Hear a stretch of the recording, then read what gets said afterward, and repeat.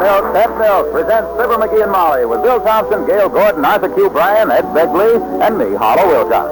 The show is written by Phil Leslie and Keith Fowler and directed by Max Hutto with music by the King's Men and Billy Mills Orchestra.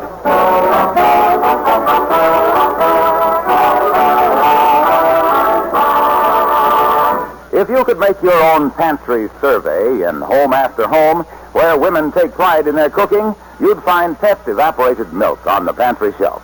Sometimes a whole month's supply, because in those handy airtight Pet milk cans, the good sweet milk stays good and sweet. Now, that stay sweet quality is only one reason why good cooks cook with Pet milk. Extra richness is another reason, for Pet milk is good sweet country milk evaporated to double richness. That means it's twice as rich as bottled milk in all the nourishing substances nature puts into whole milk. Good cooks like that extra richness because, by using Pet evaporated milk, they can put extra amounts of milk nourishment into favorite family foods. In addition, there's the economy factor, for Pet brand evaporated milk costs less generally than bottled milk or any other form of milk. For convenience, for fixing more nourishing, more delicious food at lower cost, keep Pet brand evaporated milk on your pantry shelf.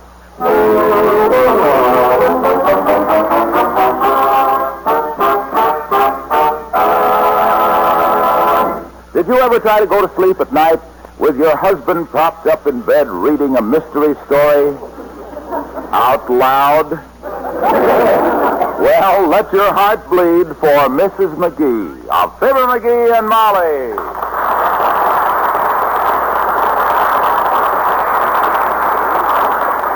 As a shot whined through the darkness and 4 more victims fell to the masked monster, Hemingway Savage, the great detective... Oh, McGee. Let's turn out the light now, will you, dearie? I want to get some sleep. Oh, you go ahead and sleep, Tootsie. Don't worry about me. I want to finish this book. The Case of the Mixed-Up Monster. You go to sleep. How can I go to sleep with you reading it to me? I'm not reading it to you, Molly. I'm reading it to myself. I like to read mysteries out loud on account of because I can follow the story better when I can hear it. Well, that figures. And what a story this is. Listen. At the sound of the shot, Savage bounded up the ladder, bounded across the roof, and bounded through the skylight. Sounds like a real bounder. It says, dashing into the lobby, Hemingway Savage opened the door of the phone booth and made a grisly discovery. Grizzly? Mm-hmm. Don't tell me there was a bear in the phone booth. And that's the gimmick, kiddo. The masked monster was a trained bear, see, that his master had taught him how to handle a gun, see? Only he keeps shooting all the wrong people till finally he gets his master in the end.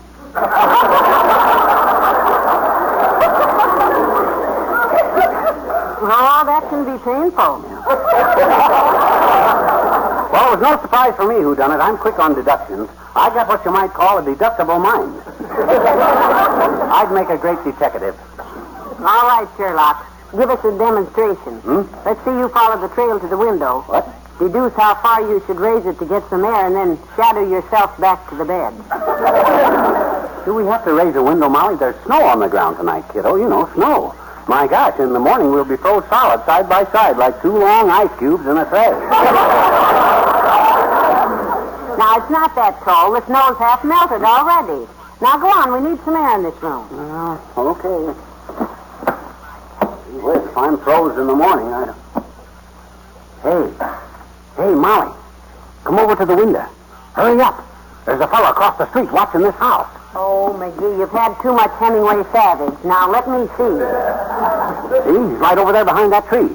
You can see his shoulder and the brim of his hat sticking out. Heavenly days, McGee, you're right. Boy. He's there, spying on our house. Probably a burglar casing the joint. Oh, will he be disappointed. That silly optimist. Turn out the light, quick, Molly. Well, now, here's your chance to use that detective instinct. Huh? What would Hemingway Savage do? Oh, I don't know what he'd do, but I know what I'm going to do. Maybe you should call the police. McGee, I said maybe you should... McGee, get your head out from under the covers.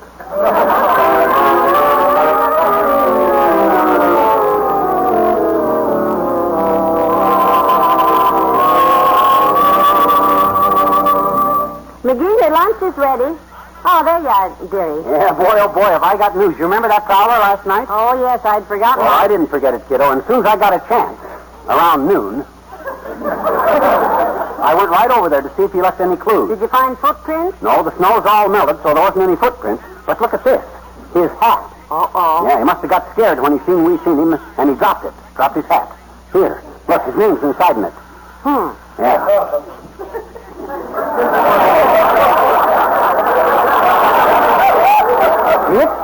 Sure. Hector Howell. Hector Howell. You know that sounds familiar, McGee? Well, it oughta. Hector Howell is the guy which moved across the street next to Mort Toops a month ago, and which I figured ever since he's been there was as phony as a mustache on the Venus of Milo. Why, of course, our new neighbor. You betcha. But why should he be spying on us? Because he thinks I'm on to his secret. What secret? Well, I ain't sure yet, but he's got one. When he first moved in, I went over there and I borrowed his hedge clippers, and he pretended to be a real neighborly. I see. Yeah, and then an hour later I went over and borrowed his garden rake, and he wasn't quite so friendly. A little standoffish, huh? Yeah. Then an hour after that, I went over and borrowed his hose, and he gave himself away completely that time. Told me to stay on my own side of the street. That guy's hiding something, kiddo. Probably his lawnmower. If I'd have made any more trips, he'd have even been more suspicious. Lucky I never took any of them things back. What do you think his secret could be? I don't know. He might be a spy or a counterfeiter or the guy that sells hot rhinestones. Hot rhinestones, it was. But whatever he is, I'll find out. How, dearie? Well, remember a couple of weeks ago I got a package in the mail? Yes, and you hid it from me, too. Yeah, well, you know what that was? What? That was a little dandy Dick Chasem detective kit. Which I sent away for to little dandy Dick Chasem. It includes 10 complete disguises, a magnifying glass, and the address of a man in Little Rock, Arkansas, where you can buy a bloodhound. Bless his little heart. He didn't tell me because he thought I'd make fun of him, huh? Yeah, and you would have, too. Now I can use them disguises and find out what Hector Howell's secret is. I'll follow that guy. I am. Well, hello, Mr. Oldtimer. Hi, daughter. Hello there, Johnny. Hi, old-timer. You're just in time to hear about the big excitement, boy. I'm going to track down a dangerous criminal. I figure he's a spy or maybe a counterfeiter. Funny you should mention that, Johnny. One of my best friends was a counterfeiter. Yeah? Her named Wally. Well, it can't be the same one. Yes, sir. Wally used to say to us, boys, he used to say to us, Yeah? someday I'm going to make a lot of money. He never suspected he was going to make it out of lead slugs, tin pie plates, and wrapping paper. Was he a success in the racket? One of the best, Johnny. Yeah? Started out in a small way making nickels.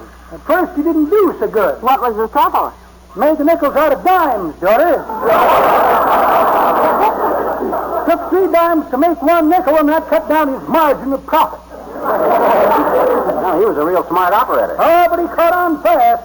You've heard folded money referred to as the long green? Sure. Well, he made the longest green you ever saw.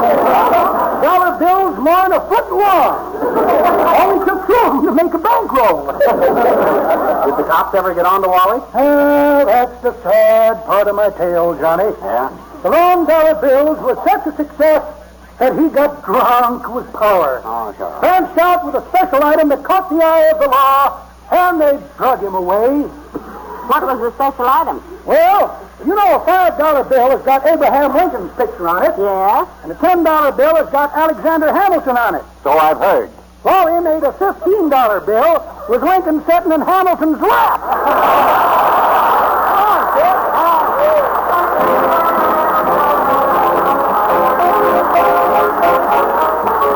Billy Mills from the orchestra and Jealousy.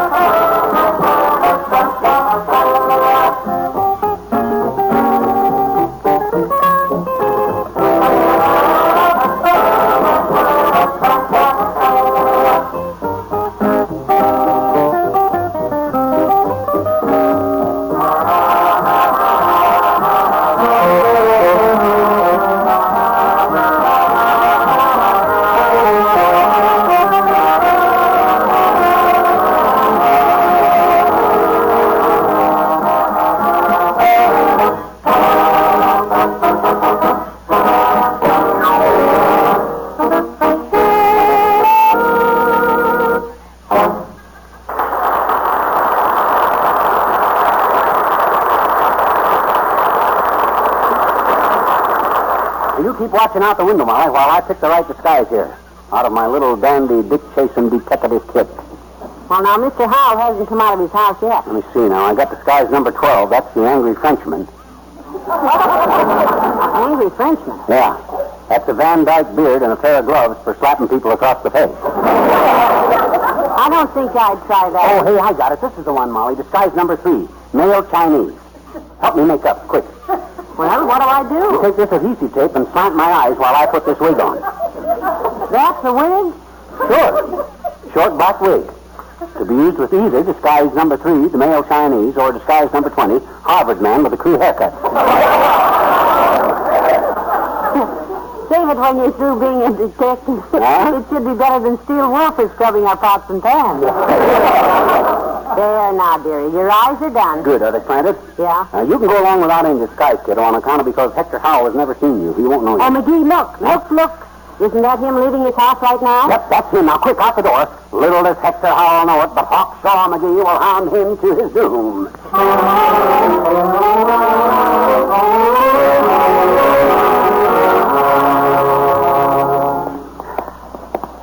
Have you still got the man in sight, Jerry? Don't you worry, I ain't took my eagle eye off of him. I'd be a mighty poor sleuth if I couldn't trail a big fellow like him wearing a green tweed suit. Well, you almost lost him at 14th and Oak when your wig slipped down over your eyes. Yeah. Hector Howell ain't going to get out of my sight, kiddo, no matter what he tries to do. Where'd he go? He's gone. He disappeared. Where'd he go? Into the shop down there. He did. Which one? The chop suey parlor? I'll bet that's it. He's part of a smuggling ring. They're smuggling in them silk things that the Chinese women sleep in, you know, pagodas. No, it wasn't the chop suey parlor. It was the It was the plumbing shop. Sure, that's it. He's part of a spy ring. They're going to put peepholes in all of our pipes with a periscope in the basement. Then they can sit down there and peep up our pipes.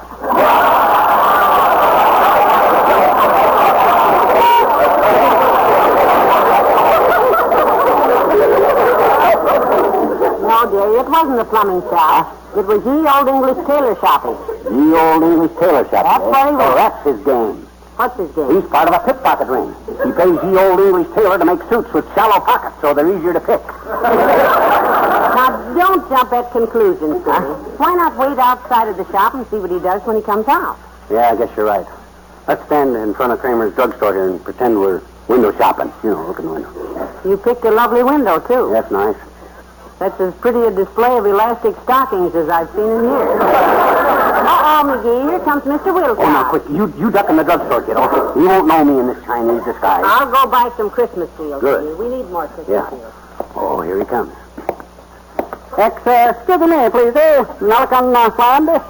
Have you got a mattress? I'm sorry, I don't have one, McGee.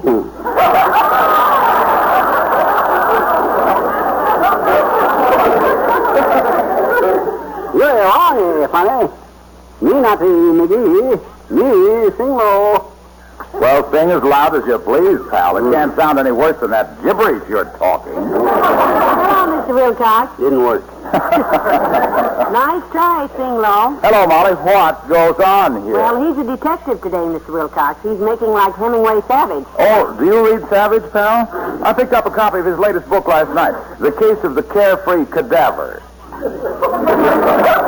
I haven't read that one yet, but tell me about it, Hilo. Well, you know, it was a cold night. Just right for sitting in front of an open fire. Yeah? So I took the book home, got a fire going. Then you started to read. Now, then I went into the kitchen and made a big pan of chocolate fudge. Oh, chocolate fudge. Naturally, I used pet milk because its richness assures you perfect fudge. Oh, yes, perfect fudge. Smooth as butter and not a bit grainy. Mm-hmm. Well, I piled the fudge on a plate and sat down in front of the fire.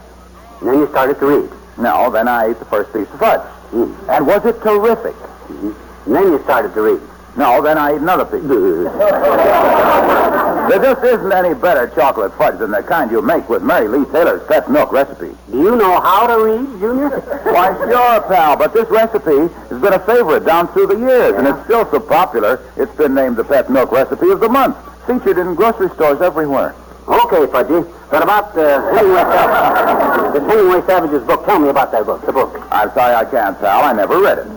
You never read it? No, I never intended to. I just tore out the pages and used them to start the fire with. This boy has got to go. Well, we'll let you know what happens with our case, Mr. Wilcox. McGee may turn out to be another Sherlock Holmes. I'm glad you mentioned Sherlock Holmes, Molly. Why, Mr. Wilcox? Well, because of the people who decide to make fudge and find that they have some pet milk handy. What's that got to do with Sherlock Holmes? Well, that's a very good question. But then they realize that it's sure luck to have it in their homes. Goodbye now.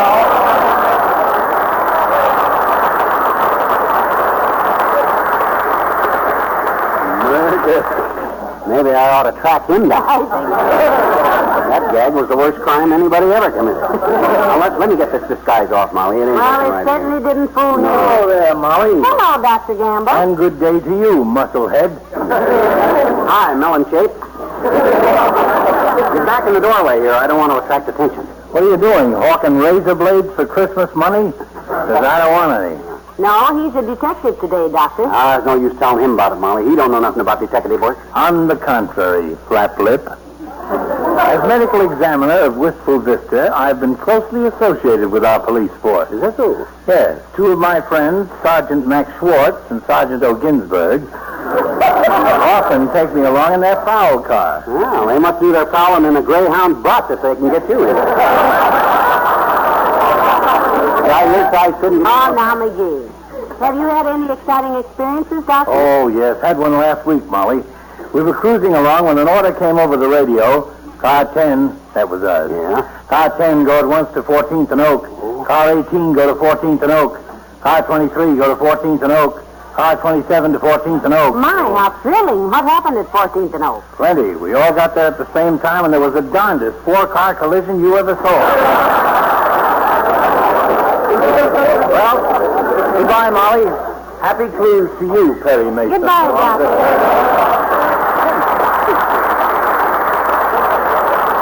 Him and his two-bit experiences. When I tracked Hector Howell down, every newspaper in the country... Oh, McGee, look. Huh? Look. Getting into the cab there. Isn't that Mr. Howell? He must have left ye old English tailor shoppy while we were talking to Dr. Gamble. Oh, no, that ain't him. Howell had on a green tweed suit. That guy's wearing a blue serge. Well, maybe he changed in the shop. I ain't only going by the suit, kiddo. I got a camera eye. And once I put that eye... He nodded to you. Anyone you know? Yep. Who? Hector Howell. He's skipping town. He's on the lam. Quick, where's our car? At home. Oh, curse it. Spoiled again.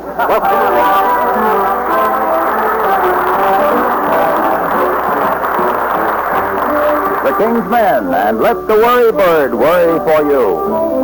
There's a new and wonderful pet, one that you should get. It's the craziest bird you've ever heard of.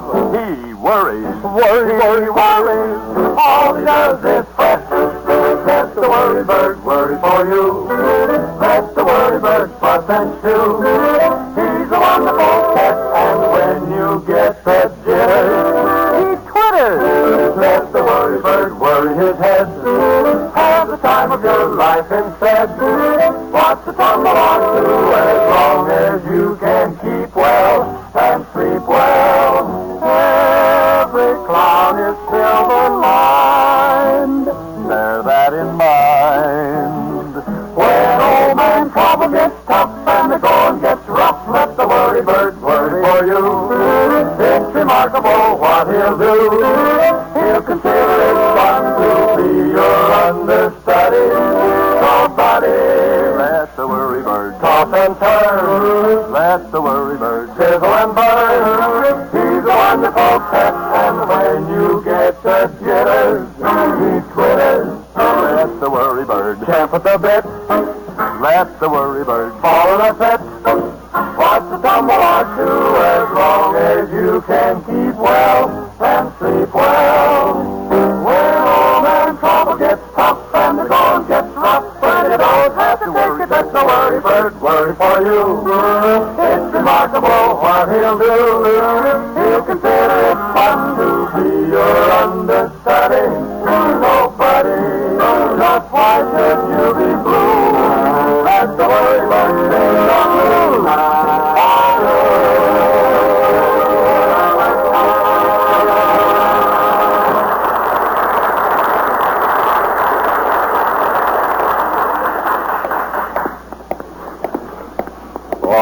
rotten brakes. The guy slips right through my fingers. Ah, well, we're almost home, dear. Hello there, Molly. McGee. Hello, Mr. Mayor. Didn't see you coming. Oh, hi, Latrivia. What are you so red in the face about, McGee? Been trying to lace your own shoes again?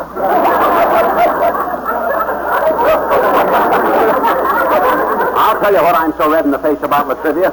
Because I've been knocking my brains out all day doing a job that so-called cop force of yours sits around all day playing rummy instead of doing it, too. That's why. Oh, no. Huh? McGee, if you've been directing traffic again, that suspended sentence of yours still stands, and by George. No, Mr. Mayor. No, not this time. No.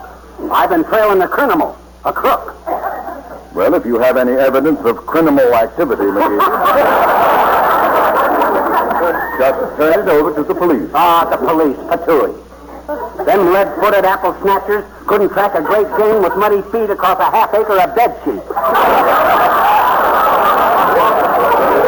I want a criminal trail, boy, I get out my disguises and track him down myself. Where is he? He got away. Who was it? New neighbor of ours, a guy named Hector Howell. I seen him behind that tree right over there last night watching our house. But before I could get out there, he scrammed. How long did it take you to get out there? About 14 hours. He went out at noon today. Yeah, at least I run him out of town anyway. When he felt the keen glint of my piercing gray eyes knifing into his back, I bet a shudder went through him like he bit down on a cherry pit. You know, I can get that just thinking about you, McGee. Well, he won't be back anyway, boy. He knows I'm after him. McGee? Huh? Isn't that Mr. Howell sweeping off his front step? Oh, my gosh, that's him. He came back to make a clean getaway. Come on, Latrib. Come on, Mayor. You can be in on the arrest. You got your badge? Badge? My police badge? Yes. Yes. I always carry it. But just a minute, McGee. I'm not sure this warrant There's no might... time to lose now, boy. We're closing in. Now, if he reaches for a gun, Latrivia, you grab him, boy, and I'll drop back and protect Molly. Right? Right. Oh, now, wait a minute. Let's not be hasty about this. Now, just a minute there, Howell. Don't make any false moves. What was that? Oh, it's you, McGee. Yeah, and I want to talk to you, Buster. Well, I wish I could say the same, but I can't. Frankly, if I never saw you again, it'd be Don't too beat soon. around the bush, Howell. You're talking to the mayor of this town now, boy, ain't you, Latrivia? Well, yes. Yes, I am the mayor. But my name is Howell, Mr. Mayor. I'm happy to know. I'll do the talking here, Buster. Where were you at 10:30 last night? What? I was home in bed if it's any of your business, but I can't... Oh, yeah? Then how come a guy wearing your hat was working behind that tree right there watching our house? Oh, where did you get such a stupid idea? Show him the evidence, McGee. Show it to him. There. You deny this is your hat? Yeah. We can get you for perjury, you know. Can't we, Latrivia? Well, I hardly think there's any... That's my hat. Where did you get that hat? Aha, he admits his guilt.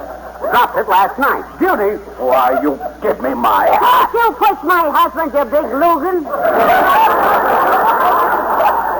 Stand back there, Howell. How would you like the mayor to punch you right in the nose? What?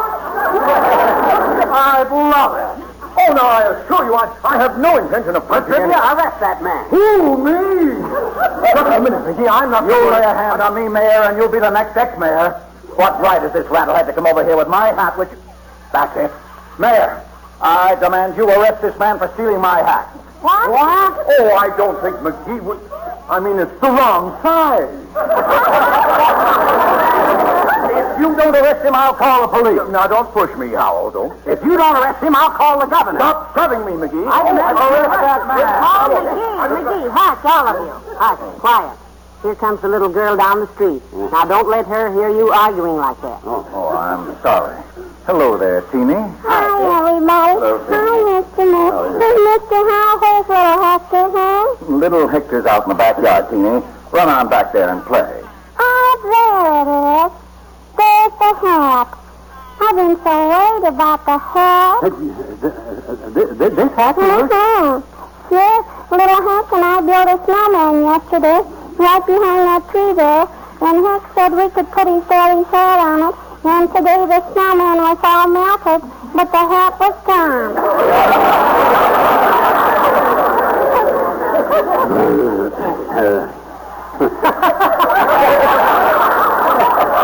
Well, what do you know?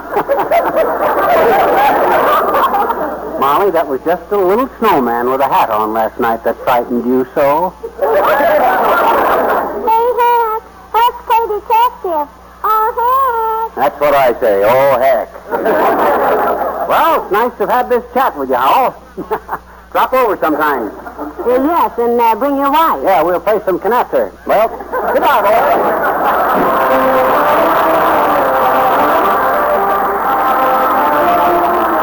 Fibber and Molly return in a moment. You know, people do a lot of kidding about the terrible biscuits the bride bakes, but I'll bet a lot of brides are mighty good cooks, especially those who use Mary Lee Taylor husband-tested recipes. You see, first these recipes are developed in the famous Pet Milk kitchens. Then they're sent out to homes like yours, where the wives try the recipes and report what their husbands say about the food. And only those recipes given a big okay by husbands are called husband-tested.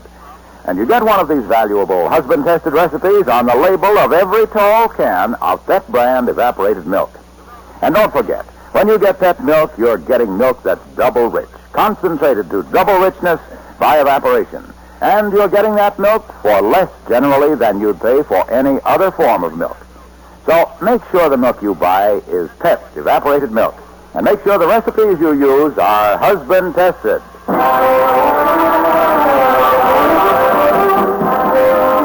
So after me and old Hector talked things over a while, we become very good friends, Molly. Well, I'm glad. Yeah, we decided as long as we were neighbors, we might as well be real neighbors. And anything either of us wants to borrow, the other guy will let him have it. Yes. Hmm? He just called up, dearie. Oh? He's coming over tonight to get your car keys. Hmm? They want to go to Chicago. Where's my ball bat? What are you going to do? Just what I promised to do. Let him have it. Good night. Good night, Al.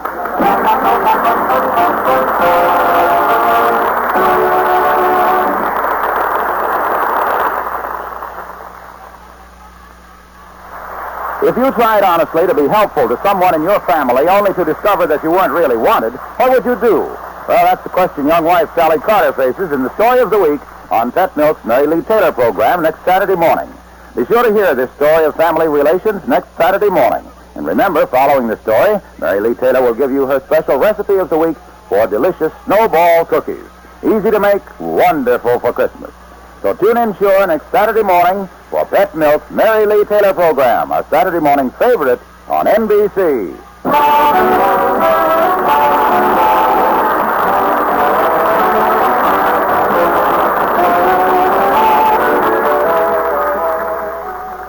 Next, it's Big Town, then Playhouse on Broadway on NBC.